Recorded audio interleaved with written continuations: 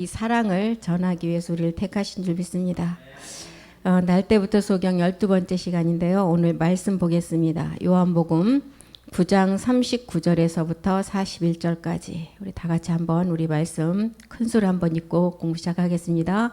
예수께서 가라사대 내가 심판하러 이 세상에 왔으니 보지 못하는 자들은 보게 하고 보는 자들은 소경되게 하려 함이라 하시니 바리새인 중에 예수와 함께 있던 자들이 이 말씀을 듣고 가로되 우리도 소경인가? 예수께서 가라사대 너희가 소경되었다면 죄가 없으려니와 본다고 하니 너희 죄가 그저 있느니라. 예. 기도를 많이 해주셔서 잘 갔다 왔습니다. 저는 이제 아프리카 2번째 갔다 왔는데 갈 때마다 이 한국에 태어난 제가 감사했고 또 우리 아이들이 감사하고 정말 축복받은 땅이지만 감사가 없었던 것 같아요. 그들은 그 교회에서 이런 행사가 있으면 학교도 안 가요. 이제 밥을 한 끼 얻어먹으려고. 아이들이 한 200명, 각 집에 가장 적게 있는 자가 4명씩. 보통 10명이 넘어요. 10명이 넘고 밥을 주는데 밥이 아니라 떡이에요. 다 뭉쳐갖고 쌀이. 근데 그 밥알이 완전히 떡처럼 이렇게 뭉쳐져갖고 밥을 접시에 주면 이거를 이제 손으로 익게서 먹는데 닭은 한 2마리를 하여튼 이만한 통에 삶아갖고 국물을 아주 짜게 만들어서 그 국물에다가 이제 비벼서 먹는. 근데 정말 애들이 손이 발달돼 있더라. 우리는 이렇게 안 건져지는데 밥알 하나까지 손으로 다 건져서 먹어요. 한 손은 그냥 막 파리가 오고 개미가 올라면 그냥 흙 묻은 손으로 싹 쓸어내고 너무 맛있게 먹어요. 그것도 그냥 밥 하나 땅에 떨어질까 봐서 그냥 손으로 막 쓸어 모으면서 그걸 보면 정말 밥 투정하는 애들 한번 데리고 가야 돼 거기. 정말 이 땅에서 부모들한테 원망 불평하는 청소년들 한번 가서 보면 마음이 다른 얘기할 필요가 없이 그 보는 자체가 산 교육이 될 것 같아요. 정말 이런 좋은 환경에 태어나서 너무 좋은 환경이다 보니까 이 말씀 들어갈 자리가 없잖아요. 다른 것들로 채워져 있어서. 그 사람들은 채워진 것이 없기 때문에 말씀을 그냥 전하면 그대로 처음 듣는 말씀. 저게 진짜구나. 그리고 또 진짜의 말씀도 말씀이지만 우리에게 이렇게 먹을 것도 풍족하게 주는 하나님이 이 복음을 전하시는 분들 안에는 있는구나. 정말 가면은요, 아주 그 사탕 하나 얻어 먹으려고 사탕 하나 땅에 막 떨어져 갖고 흙이 막 덕지덕지 붙었는데 그냥 흙도 상관없어요. 그냥 한 번만 이렇게 털어서 입에다 담아놓아요. 그리고 어찌나 제 머리를 막 잡아 당기는지 거기는 그 부의 상징 여자의 미가 꼬불꼬불한 머리에다가 인조 머리를 붙이는 게 이제 그나마 좀 있는 사람들이 하고 이제 여자로서의 그 미를 나타내는 게 그 상징이에요. 그러다 보니까 제 머리도 붙인 줄 알고 막 5, 6명이 앉았다 하면 막 다 잡아 당겨요. 이렇게 어디 붙인 자리가 있나. 그리고 막 만져보고. 그런 환경에서 참 느낀 게 뭐냐면 정말 이렇게 우리가 사람이 보기에는 저주받은 땅에 없는 척박한 땅에 이 사람들이 살고 있지만 영적으로 보기에는 가장 복받은 자들인 것 같아요. 왜요? 하나님 말씀을 그대로 받아들이기 때문에. 말씀이 성경에 있기 때문에 그 말씀을 그대로 받아들여요. 어린아이들도 그 마음에 문화나 우리나라처럼 매스컴을 통해서 들어간 게 없기 때문에 그냥 그 자체로 예수가 그리스도가 십자가에서 죽고 난 뒤에 주와 그리스도 되셨다. 그냥 빨아들여요. 그래서 너무 참 첫 번째 갔을 때보다 이번에 갔을 때 또한 또 한국에 태어난 게 감사하지만 가장 좋은 환경에서 살고 몸은 편하지만 가장 또한 불행한 조건에 하나님 앞에 가는 길은 더 멀다는 것을 느꼈어요. 그래서 갔다 올 때마다 너무 감사하고 또한 많이 또 자책하게 되고 깨어 있어야 되겠구나 그런 생각을 많이 하게 됐습니다. 요한복음 9장 39절 한번 보겠습니다. 예수께서 가라사대 내가 심판하러 이 세상에 왔으니 보지 못하는 자들을 보게 하고 보는 자들을 소경되게 함이라. 보지 못하는 자들은 날 때부터 소경된 자가 보지 못하는 자들이에요. 복음을 들어서 이제 보는 눈이 되게 하고 자기들이 본다고 생각하는 자들은 이 소경, 영원한 소경이 된다는 거예요. 눈이 떠지지가 않는다는 거예요. 그래서 날 때부터 소경이 그리스도를 만나면 소경이 이제 눈을 뜨게 되고 실로암이라는 곳을 깨달아서 실로암에 가게 되면 눈을 뜨게 되고 눈을 뜬 자는 영원한 소경이 된다는 것입니다. 하나님이 아들을 보내신 목적은 요한복음 3장 17절에 보니까 악인은 심판하고 의인은 구원하러 오셨다고 했습니다. 요한복음 3장 17절 보겠습니다. 하나님이 그 아들을 이 세상에 보내신 목적은 세상을 심판하려 하심이 아니고 저로 말미암아 세상이 구원을 받게 하려 하심이라. 그런데 우리 주님이 첫 번째 오실 때는 이렇게 세상을 심판하려 하냐 복음을 전하고 구원을 받게 하러 오시지만 두 번째 오실 때는 이제 세상에 속한 자들을 심판하신다 그랬어요. 첫 번째는 모든 사람에게 구원을 받기 원하셔서 예수라는 이름을 가지고 여자 아래 율법 아래 오셔서 복음을 전하시고 그 다음에는 이제 어떻게 하셨어요? 이제 모든 죄와 상관없는 자에게 마지막 강림을 하실 때는 이제 이 땅은 하나님이 불과 이제 모든 걸 가지고 말씀을 가지고 심판하신다고 했습니다. 이 땅에는 세상의 말을 듣는 자가 많다 그랬어요. 이사야 6장 9절에 보니까 이 복음을 듣고 깨닫는 자가 없다는, 세상 말은 잘 듣고 있지만 이 복음을 듣고 깨닫는 자가 없다는 것이에요. 이사야 선지자는 이렇게 기록했습니다. 여호와께서 가라사대 가서 이 백성에게 이르기를 너희가 듣기는 들어도 깨닫지 못할 것이요. 날 때부터 소경이에요. 날 때부터 이 소경된 자가 이제 이 말씀 복음을 들어서 이제 눈을 뜨고 깨달아야 되는데 보아도 알지 못한다. 자기가 소경임을 알고 복음을 들어서 눈을 뜨면 되는데 자기는 눈을 떴다고 생각을 하기 때문에 보아도 보지 못하고 들어도 깨닫지 못한다는 거예요. 이사야 선지자는 여호와께서 그들이 잠들었음을 통해서 살아나야 된다고 말씀을 하죠. 이사야서 29장 10절 한번 보겠습니다. 29장 10절이요. 깊이 잠듦을 통해서 이제 우리에게 그 잠듦은 십자가의 죽음을 말하죠. 여호와께서 깊이 잠들게 하는 신을 너에게 부어주샤. 이 신은 그리스도의 영이었죠. 우리가 본질의 죄를 깨달았을 때 우리 안에 들어오는 그리스도의 영, 이 신을 너에게 부어주사 너희의 눈을 감기셨음이니 눈은 선지자여 너희를 덮으셨음이냐 머리는 선견자라. 예, 우리가 살아나요. 이 깊이 잠듦을 통해서 살아나야 되는데 깊이 잠듦에 신을 부어주셔서 이제 우리가 눈이 감겼지만 이제 우리가 눈을 이 그리스도 영을 통해서 우리가 뜨게 된다는 거예요. 날 때부터 소경 기머거리는 이제 이사야 42장 18절에도 뭐라 그랬어요. 이제 너희가 날 때부터 본질상 진노인 자녀로 태어난 너희는 이제 들으라는 거예요. 너희 귀머거리들아 들으라. 이 귀머거리는 우리의 본질의 육체와 옛사람과 사망의 몸을 말하고 있죠. 귀머거리들아 들으라. 너희 소경들아 밝히 보라. 이제 말씀이 전해졌다는 거예요. 19절도 보겠습니다. 소경이 누구냐? 내 종이 아니냐? 누가 나의 보내는 나의 사자같이 귀머거리겠느냐? 누가 나와 친한 자같이 소경이겠느냐? 누가 여호와의 종같이 소경이겠느냐? 이제 너희의 눈이 가려졌고 마음이 어두워 깨닫지 못하지만 이제는 듣고 깨달으라는 거예요. 이사야서 44장 18절도 보겠습니다. 이들이 눈이 가려졌고 마음이 어두워져 하나님을 깨닫지 못하고 복음을 알아듣지 못하는데 그들이 알지도 못하고 깨닫지 못함은 그 눈이 가려졌다는, 이 눈이 율법 아래 저주 아래 있는 우리의 육체 때문에 가려졌죠. 보지 못하며 그 마음이 어두워져서 깨닫지 못함이라. 마태복음 13장 15절에도 이 백성들의 마음이 완악함으로 눈이 감기고 이제 듣지를 못한다고 기록을 했죠. 이 백성들의 마음이 완악하여져서 그 귀는 듣기에 둔하고 눈은 감겼고 이는 눈으로 보고 귀로 듣고 마음으로 깨달아 돌이켜 이제 이 고침을 받는 것은 뭐예요? 옛사람으로부터 벗어남을 말하고 있죠. 옛사람으로부터 벗어나면 이 우리 안에 두려움, 죄가 들어있을 때 그 두려움을 느끼는 두려움이 사라지고 우리 안에 기쁨이 들어온다는 거예요.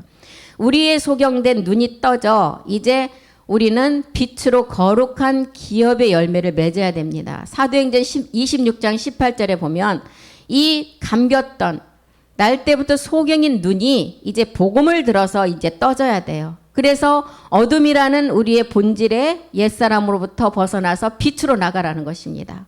그 눈을 뜨게 하여 어둠에서 빛으로 우리의 주인인 사단의 권세에서 이제 벗어나서 하나님께로 돌아가게 하고 제3과 나를 믿어 거룩해 된 이제 우리 가운데 기업의 열매를 맺으라는 것입니다.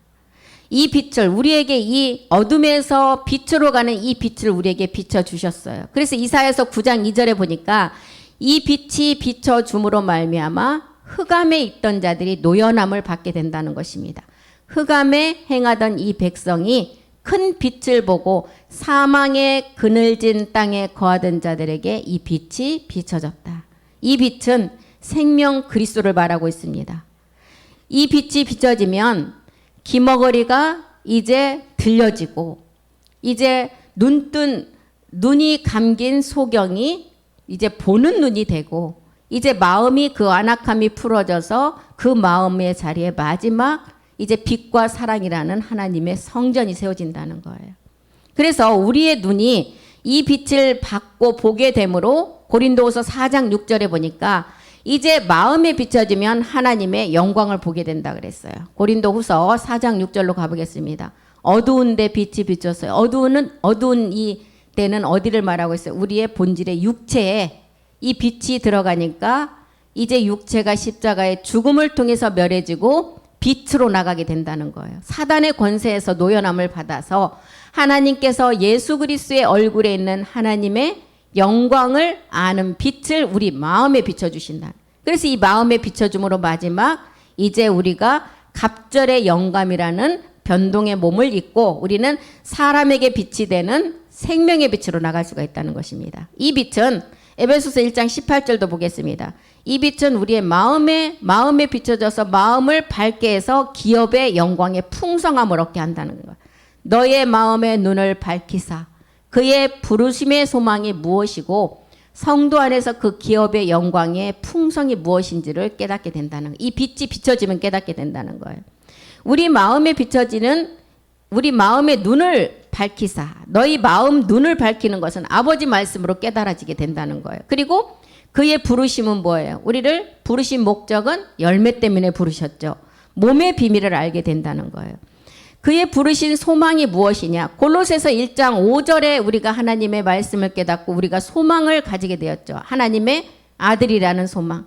너희를 위하여 하늘에 쌓아둔 소망을 인함이다. 이 소망은 너희가 전에 복음 진리의 말씀을 들은 것이다. 베드로전서 1장 4절이 주는 이 소망은 우리가 기업을 잇는 말씀이에요. 썩지 않고 더럽지 않고 새하지 아니하는 기업을 잇는 말씀. 곧 너희를 위해서 하늘에 간직한 것이다. 그래서 이제 에베소서 1장 18절이 말하는 이 빛이 우리 마음에 밝혀 비춰지니까 우리가 기업의 영광의 풍성함을 얻게 되어서 이제 우리는 어떤 자가 되느냐. 히브리서 9장 15절에 보니까 새 언약의 영원한 약속을 기업으로 받는 자가 된다는 거예요. 이를 인하여 그는 새 언약의 중보다. 이는 첫 언약 때가 아닌 두 번째 새 언약 때의 부르심을 입은 자로 하여금 영원한 기업의 약속을 얻게 하는 그 소망을 갖게 된다는 거예요. 히브리서 6장 12절에도 보니까 이 약속으로 우리가 마지막 기업을 얻게 되죠. 게으르지 아니하고 믿음과 오래 참음으로 말미암아 약속들을 기업으로 받는 이 소망이라는 거예요. 우리가 받는 소망이. 그리고 6장 17절에도 이제 이 소망을 통해서 두 가지 맹세의 보증을 통해서 우리가 영원한 상속자가 된다는 거예요. 하나님은 약속을 기업으로 받는 자들에게 그 뜻이 변치 아니함을 충분히 나타내시려고 이 일에 맹세를 보증했다는 아브라함을 통해서 우리에게 이방인의 마지막 영의 약속을 받는 이제 우리를 그 영으로 우리를 약속하시고 그 영의 약속을 보니까 마지막 우리에게 주시는 몸의 부활의 몸을 우리가 얻는 것을 알게 되었습니다. 이렇게 우리 주님이 이 땅에 오신 목적은 이제 우리에게 구원을 주시고 마지막은 이제 이 말씀을 가지고 다 심판을 하는데 우리는 이제 어둠의 사망에서 벗어나서 영생의 생명에 이르는 우리 모두가 어떤 자가 되어야 되느냐? 그리스도의 향기를 내뿜는 자가 되어야 돼요. 고린도후서 2장 16절에 보면 사망으로 쫓아가는 자는 사망의 냄새만을 풍기는데 이제 생명으로 쫓아가는 자에게는 생명에 이르는 냄새라 그랬어요. 이 사람에게는 사망으로 쫓아가는 자는 사망에 이르는 냄새를 풍기지만 생명으로 쫓아가는 자에게는 이 냄새가 그리스도의 향기의 냄새라는 거예요. 이것을 누가 감당하겠느냐. 그리스도를 쫓아가는 이 생명의 냄새는 완전한 이제 마지막 영의 순환의 몸을 얻는 하나님 앞에 영광의 몸을 드러내는 것을 바라고 있습니다. 우리는 낮의 빛의 아들로 이제 믿음과 사랑의 소망을 완성해야 돼요. 데살로니가 전서 5장 8절에 보면 우리는 마지막 구원의 소망에 투구를 쓰자 그랬어요. 데살로니가 전서 5장 8절이요. 우리는 낮에 속했다. 어둠은 사망이죠. 낮에 속한 자다. 근신하고 믿음과, 이 믿음은 뭐예요? 우리가 죄로부터 벗어난 게 믿음이에요. 혼이 구원받는 게 이 믿음입니다. 사랑은 뭐예요? 이 사랑은 마지막 아버지 사랑으로 나아지는 게 사랑이에요. 사랑의 흉배를 붙이고 구원의 소망에 투구를 쓰자. 그래서 우리는 낮에 속한 자이고 빛에 속한 자예요. 구원의 소망의 투구는 아들들만 쓰는 왕관이에요. 면류관이에요. 구원의 소망의 투구는 마지막 왕의 아들이 쓰는 면류관을 말하고 있습니다. 그래서 아들들만이 쓴다는 거죠. 그래서 이렇게 우리 주님이 오신 목적이 이 세상을 구원하러, 말씀을 가지고 첫 번째는 구원의 말씀을 전하시고 두 번째는 이제 그 말씀을 가지고 심판하신다는 거예요. 요한복음 9장 40절로 가보겠습니다. 이렇게 나는 이 땅에 이 목적을 가지고 왔다 하니까 바리새인이 뭐라 그랬어요? 요한복음 9장 40절에 보니까 바리새인 중에 예수와 함께 있던 자들이 이 말씀을 듣고 그럼 우리가 소경인가요? 이렇게 묻잖아요. 바리새인, 복음을 받기 전에 이미 선생이 다 된 자들이에요. 바리새인. 우리가 소경인가 하고 물으면 무슨 말인지조차도 몰라요. 자기가 지금 소경이 아니라고 생각하는 거죠. 모든 사람이 소경인데 로마서 3장 10절이 말하는 이 땅에는 의인이 한 사람도 없다고 했는데 자기는 의인이 된 것처럼 말해요. 기록된 바 의인은 없다. 한 사람도 없다 그래서 23절에 뭐라고 해서 하나님의 영광에 이를 자가 아무도 없다는 거예요. 모든 사람이 죄를 지었고 하나님의 영광에 이를 자가 없다고 하는데 이 바리새인 뭐라 그래요? 우리가 소경된 자입니까? 이렇게 물어요. 이 바리새인들은 모든 자를 복음을 받기 전에 선생이 됐기 때문에 모든 자를 소경의 길로 인도한다는 거예요. 마태복음 15장 14절 한번 보겠습니다. 마태복음 15장 14절이요. 소경의 길로 인도하는 이 바리새인들은 저희는 소경이 되어 소경을 인도하는 자다. 만일 소경이 소경을 인도하면 둘 다 구덩이 사망으로 나간다는 거예요. 먼저 소경이 보게 되고 이제 눈뜬 자가 돼서 마지막 기업의 상속자가 되어서 성전으로 인도를 해야 되는데 이 성전으로 인도하지 않고 어떻게 해요? 마태복음 23장 16절 보니까 땅에서 나는 금 물질로 인도해 가서 마지막은 사망으로 끌고 간다는 거예요. 화 있을진저 소경된 인도자여 너희가 말하되 누구든지 성전으로 맹세함. 이 성전은 먼저 본질의 죄를 깨닫게 하고 두 번째는 그 성전으로 완성을 해야 되는데 성전으로 맹세하면 아무 일도 없는데 성전의 금으로, 금은 어디서 나요? 땅에서 나잖아요.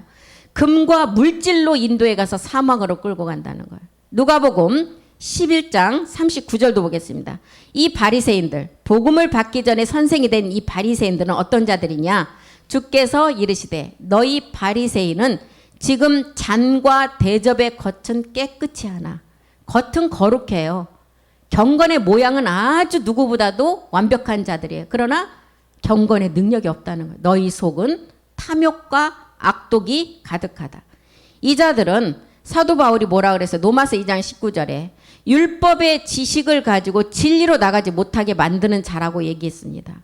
내가 율법에 있는 지식과 진리의 규모를 가진 자다.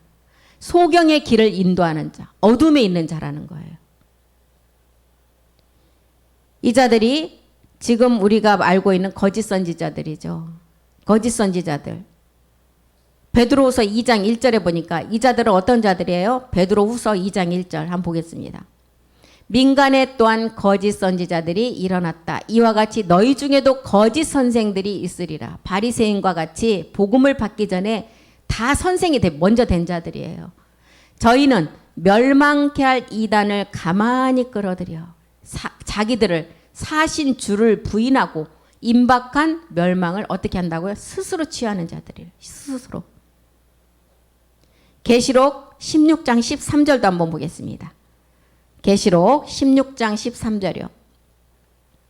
내가 보매 이 자들이 우리가 예수의 피가 이제 십자가에서 그리스도가 된 것을 깨닫고 우리가 그 받은 이제 진리로 나가야 되는데 거기서 나가지 못하니까 이 피가 예수의 피가 썩어서 어떻게 돼버렸어요. 그리스도의 보배로운 피로 나가야 되는데 썩으니까 개구리 같은 더러운 영이 돼버린 거예요. 그리스도의 영이 아니라 개구리 같은 더러운 영이 용의 입과 짐승의 입과 거짓 선지자의 입에서 나온다.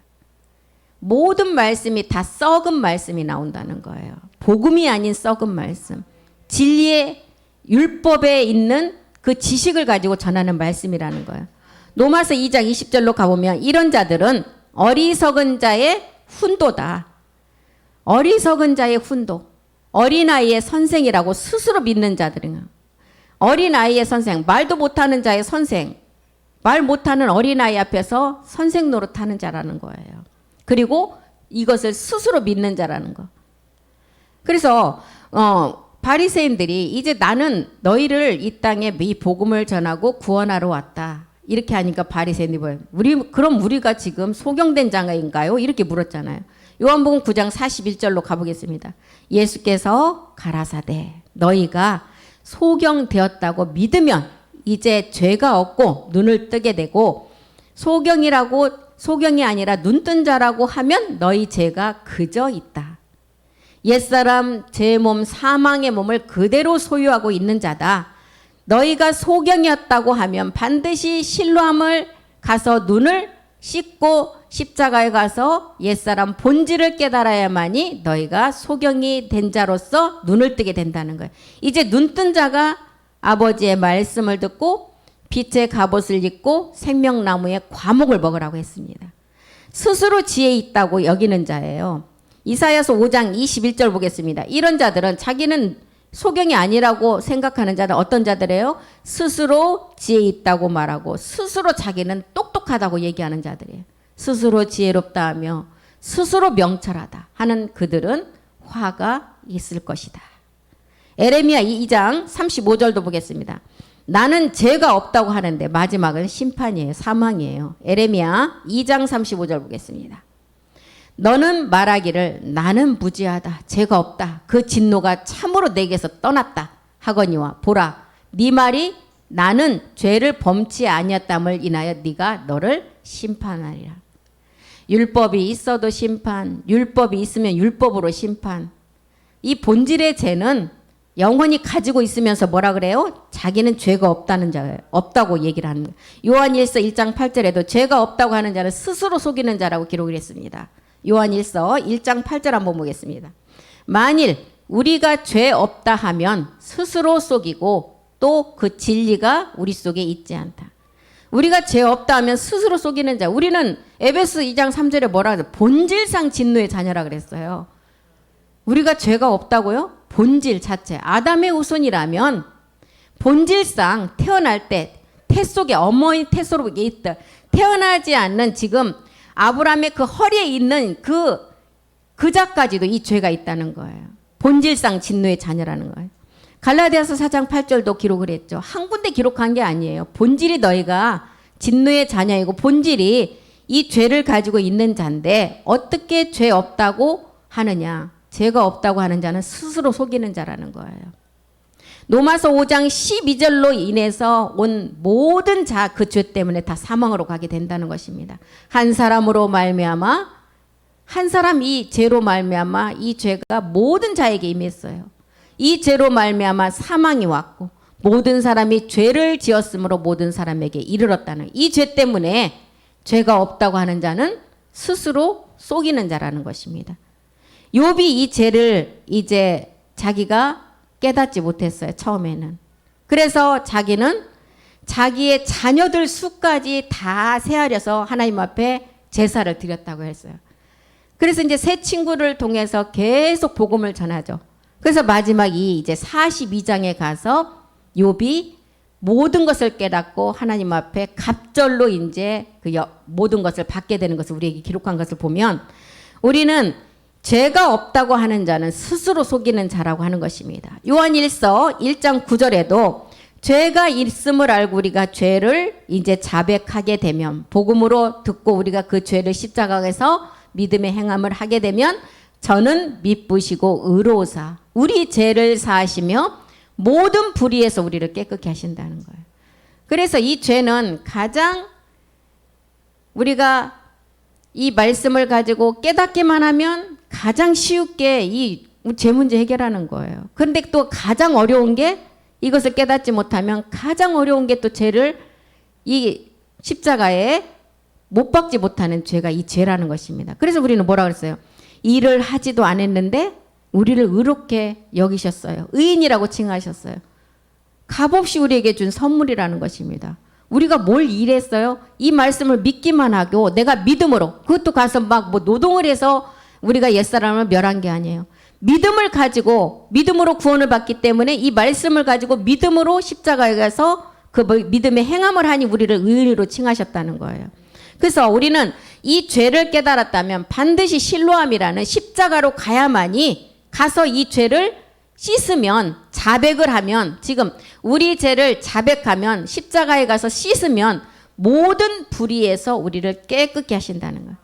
모든 불의에서 깨끗게 하는 것은 아브라함에게도 새로운 언약을 세우셨어요. 그 언약이 어떤 언약이었어요? 창세기 17장 1절에 보니까 이제 네가 내 앞에서 완전하라 그랬어요. 행하여 완전하라 그랬어요. 이 행함이 믿음의 행함이잖아요. 17장 1절이요. 아브라함이 이때가 언제예요? 99세 100세가 되었을 때예요.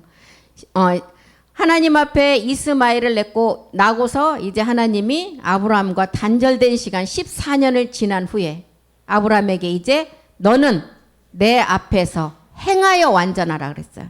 믿음의 행함을 통해서 완전하라는 거예요. 그리고 2절에 이제 무슨 언약을 줘요? 우리에게. 아브라함을 통해서 내가 내 언약을 나와 너 사이에 세워 너로 심히 번성케 하리라. 우리 육체 속에 있는 죄 문제를 이제 할례라는 그리스도의 세례를 통해서 모든 것을 다 멸하고 나면 이제 아브라함을 통해서 마지막 아브라함 안에 그 이방인에게 마지막 그 믿음의 의를 정하시고 우리 이방인이 이 복음을 먼저 듣게 하시고 이제 자녀로 삼으시고 이 자녀들을 통해서 마지막 10분의 1을 구원하는 새 언약을 세우셨다는 것입니다. 그래서 이제 그 아브라함을 통해서는 육적 몸을 벗는 할례를 행하게 했어요. 창세기 17장 10절로 가보겠습니다. 그것이 영원한 이제 우리에게 새 언약으로 가는 길이죠. 너희 중 남자는 다 할례를 받으라. 이것이 나와 너희와 너희 후손 사이에 지킬 내 언약이다. 새 언약을 말해요. 11절도 보겠습니다.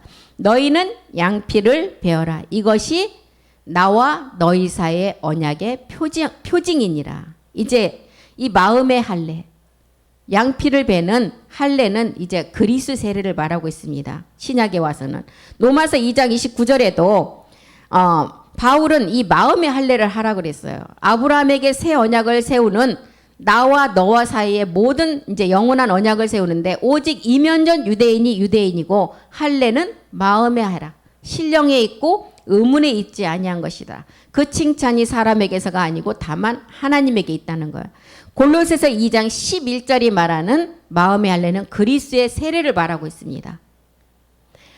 그리스도의 할례를 통해서 우리 가운데 이제 이 말씀을 육적 몸을 벗는 그리스도의 세례를 우리에게 말했는데 옛사람을 십자가에서 벗는 걸 말하고 있어요. 또 그 안에서 너희가 손으로 하지 아니한 할례를 받았으니 육적 몸을 벗는 것이고 그리스도의 할례니라. 옛사람을 벗는 거죠.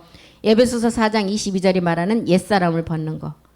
에베소서 2장 15절이 말하는 의문에 속한 계명의 율법을 우리 주님의 육체로 단번에 몸을 들임으로 다 벗어버리게 하시고 이제 그 결과로 하나님과 화목해 하는 우리에게 몸을 주셨어요. 원수된 것, 의문에 속한 계명의 율법을 우리 주님이 단번에 한 번에 들이신 몸으로 폐하셨고 이는 이 둘로 자기 안에서 한 새 사람을 지어 화평케 하셨다는 거예요.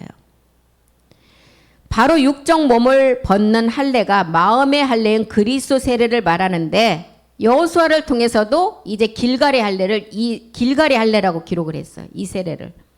그래서 우리는 예수님이 기사와 이정을 행했던 구약에 나와 있던 선지들을 통해서 뭘 나타냈든 다 복음을 전해냈다는 거예요. 예수님의 율법의 세계, 땅의 세계, 우리 주님이 율법 아래 땅의 육신의 죄를 정해서 이 땅에 오신 목적은 이 마음의 마지막 그리스도 세례가 이루어지기 위해서 우리 안에 오셨다는 거예요. 우리의 죄 문제를 해결하고 그리스도가 너희 안에 영으로 와서 마지막 그 영의 약속이 몸이라는 것을 깨닫게 하시기 위해서. 그래서 너희도 이제 너희 십자가, 우리의 옛사람을 지고 각자가 가서 다 십자가에 멸해야 된다는 것입니다. 내가 우리 아들의 죄를 대신 지고 가서 멸해줄 수가 없다는, 이것은 각자가 가야 돼. 그래서 자녀를, 우리에게 주신 자녀가 각자의 하나님의 자녀이지, 우리가 키우는 동안에 우리가 그 자녀를 보호할 보호자일 뿐이에요. 각자의, 아버지가 그 아들의 죄를 가서 멸해줄 수가 없고, 아버지가 그 아들의 배고픔을 대신 먹어서 배부르게 할 수 없다는 거예요. 그래서 각자의 십자가를 지고 이제 육체 속에 있는 죄를 벗어버리고, 고린도서 5장 17절에 율법의 계명에 모든 속한 그 자기의 육체를 이제 어떻게 하라 그랬어요? 십자가에 가서 다 벗어버리고 그리스도 안에서 새로운 피조물로 거듭나라는 거예요. 누구든지 그리스도 안에 있으면 새로운 피조물이라. 이전 것은 다 지나갔으니 보라 새 것이 되었다는 새로운 피조물. 그래서 요한복음 9장의 날 때부터의 이 소경은 바로 육체 속의 죄를 우리에게 깨닫게 하시려고 진흙을 통해서 그 토기장이가 그 그릇을 빚는 것을 우리에게 비유로 이사야의 비유를 들어주셨고, 로마서를 통해서 사도 바울이 육체 속의 죄는 죄를 깨닫고 마지막 자기가 이 땅에 보낸 목적이 무엇이냐, 그 열매 때문에 보냈다는 것을 기록을 했고, 이 죄는 반드시 각자가 가서 십자가에 멸해야만이 각자가 하나님 앞에 다 자녀로서 다시 설 수가 있다는 것을 보여주고 있는 것입니다. 그래서 우리가 이 복음을 듣는 때는 아직 낮이라는 시간이라 그랬어요. 밤이 되면 어둠의 사망이기 때문에 낮이라는 이 시간에 나를 보내신 이의 일을 너희가 행하고 이제 그 뜻을 온전히 세워가라고 했습니다. 마태복음 20장에 보면 20장 7절에 보면 때가 아직 낮이라는 임박한 시간을 우리에게 기록을 했어요. 마태복음 20장 7절 한번 보겠습니다. 포도원의 품꾼을 통해서 비유를 기록했죠. 가로되 너희는 어찌하여 종일토록 놀고 여기 섰느뇨. 가로되 우리를 품꾼으로 쓰는 이가 없다. 마지막 이제 마지막 택한 자들이 품꾼으로 쓰는 이가 없다는 것은 이 땅에서 뭔가를 좀 해보려고 그렇게 노력을 하는데도 안 되는 거예요. 나를 인정을 해주지 않는, 세상이 인정을 해주지 않는 거예요. 그게 하나님 앞에 복 받은 거죠. 하나님은 마지막 세상에서 되지 않고 세상에서 뛰어나게 하지 않은 목적은 마지막 날에 지혜로운 자를 들어서 그 자를 더 높이려고, 지혜로운 자 앞에 우리 되지 않는 그 미천한 자를 높이려고 지금까지 들청초 가운데 보호하셨다는 것입니다. 그래서 어찌하여 종일토록 놀고 여기 섰느냐. 가로되 우리를 품꾼으로 쓰는 이가 없다는 거예요. 가로되 너희도 포도원에 들어가려고 하느냐. 포도원은 어디예요? 마지막 복음을 전하는 교회를 말하고 있죠. 교회 이제 일꾼이 마지막 포도원에, 세상에 지금 세워져 있는 교회가 아니라 복음이 있는 노아의 방주 같은 곳. 포도원에 들어갈, 그리스도의 실상 있는 복음 안에 들어가려고 한다는 거예요. 이 자들이 어떤 자들이었어요?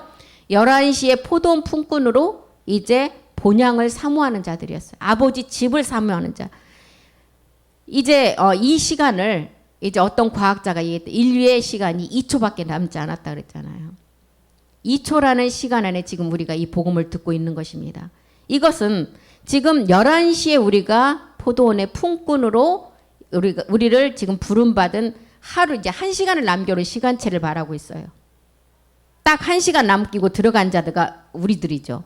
그 7절을 보면 너희는 어찌하여 종일토록 놀고 여기 섰느냐고 물었어요.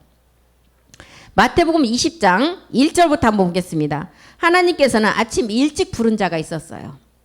천국은 마치 품꾼을 얻어 포도원에 들여보내려고 이른 아침에 나간 집주인과 같다. 포도원에 이제 들여보내려고 이른 아침에 나간 집주인과 같다. 이제 일찍 부른 자들은 어떤 자들이었어요? 유대인들을 말하고 있죠. 2절로 가보겠습니다.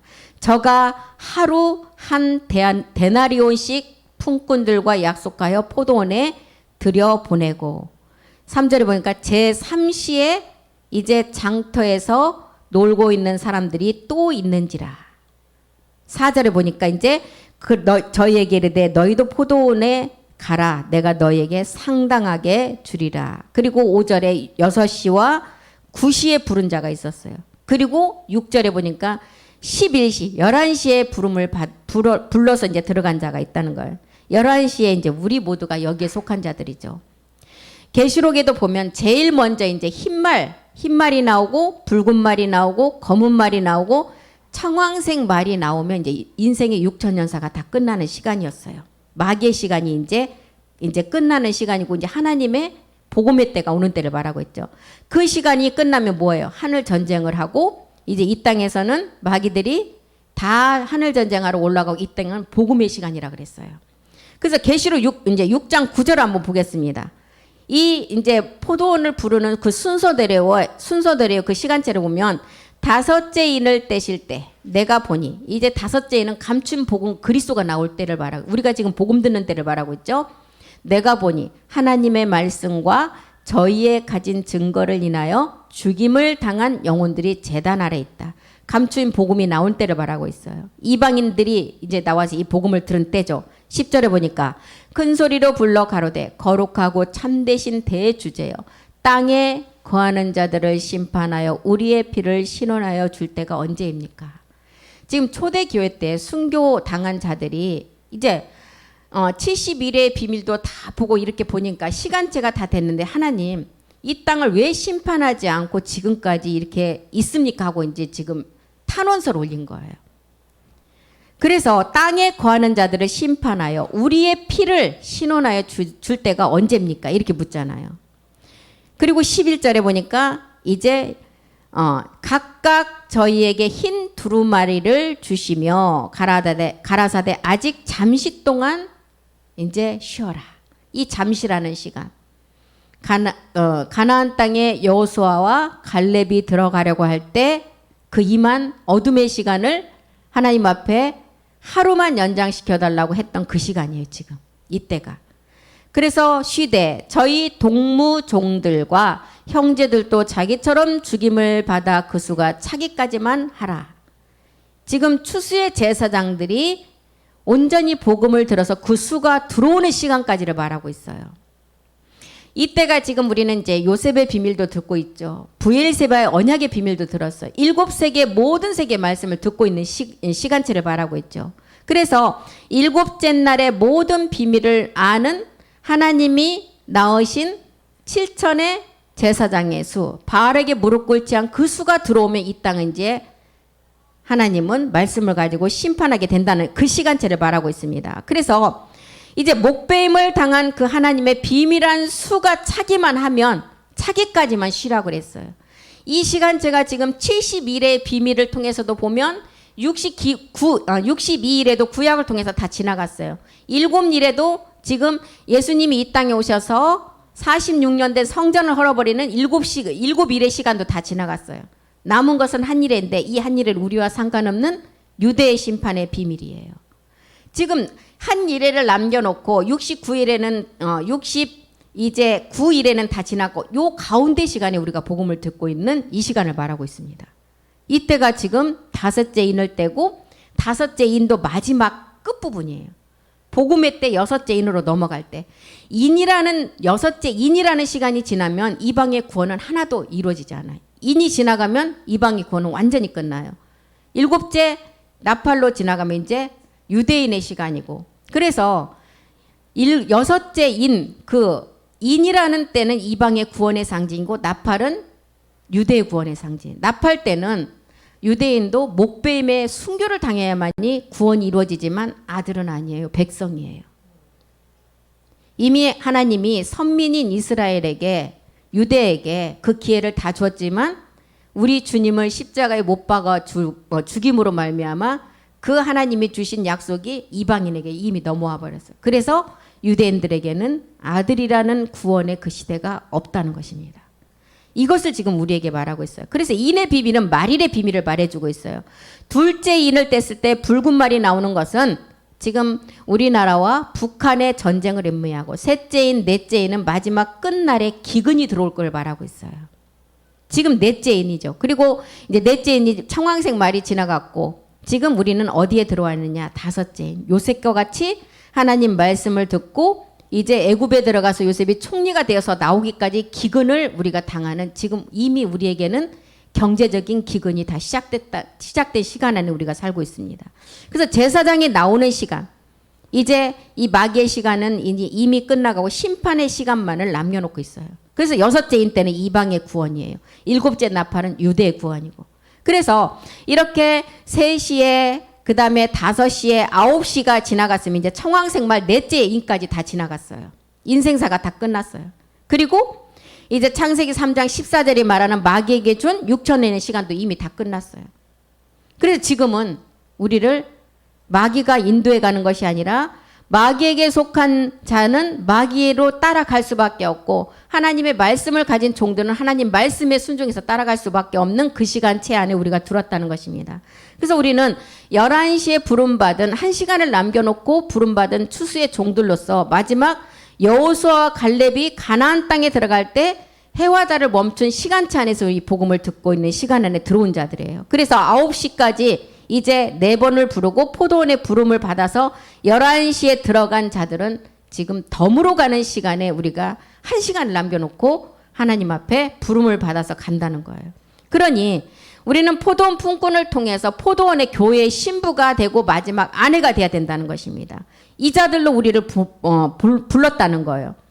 그래서 우리가 이제 마지막 시간체 안에 마태복음 20장 8절에 보면, 마태복음 20장 8절 한번 가보겠습니다. 저물매 포도원 주인이 청지기에게 이르되, 포도원 주인은 누구를 말하고 있어요? 교회의 머리 멜기세덱 주를 말하고 있어요.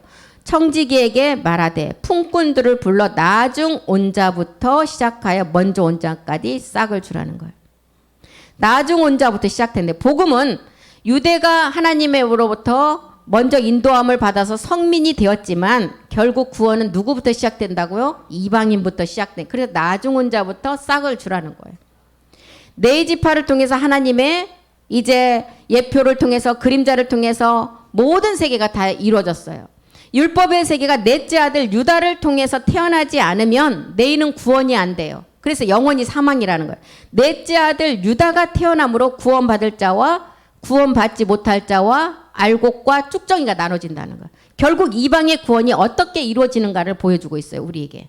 그래서 품꾼으로 우리에게 주는 것은 나중에 부름을 받은 이방의 구원과 먼저 이른 아침에 부름을 받은 유대의 구원이 어떻게 이루어지는가를 우리에게 알려주고 있는 것입니다. 그래서 요한복음 9장이 지금 낮이라는 시간을 우리에게 설명하고 있는 거예요. 아직 낮임에 끝부분의 시간을 맞는다는 거예요. 이 낮이 지나가면 어디가 와요? 심판이라는 밤이 온다는 거예요. 그래서 이 낮이라는 시간에 우리가 이 복음을 듣고 있는 11시라는 시간 개념체를 우리에게 알려주고 있는 것입니다. 그래서 포도원의 품꾼, 이 마태복음 20장 1절에서부터 이 말씀이 또한 성경의 첫째 날에서부터 이제 7째 날까지를 다 설명하고 있어요. 그래서 오늘 시간이 또 다 됐으니까 다음 시간에 이것을 다시 한번 공부를 하고 오늘은 여기서 마치겠습니다. 기도하겠습니다.